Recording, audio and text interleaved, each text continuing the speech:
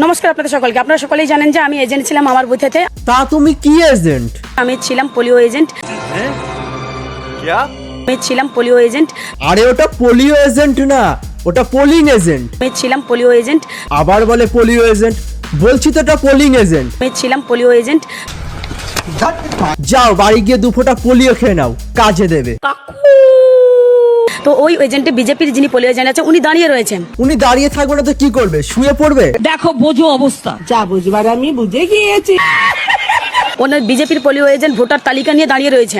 এবার আমি কমপ্লেন করাতে ওখানে যারা যেসব অফিসাররা রয়েছে তো ওনারা বলছে যে ম্যাডাম আপনিও দাঁড়িয়ে পড়ুন। হ্যাঁ উনি তো ঠিকই বলেছে, তুমিও দাঁড়িয়ে পড়ো, হিসাব বরাবর। ভোট আসতে না আসতেই নেতা মন্ত্রীদের মাথা পুরো খারাপ হয়ে গেছে। কেউ বলছে জোড়া ফুলে ভোট দেবে না, ভোটটা তৃণমূলকে দেবেন, জোড়া ফুলকে দেবেন না। আবার তো কেউ বলছে জোড়া ফুলই মুছে দিতে। দেখো বোঝো অবস্থা। যা বুঝবার আমি বুঝে গিয়েছি।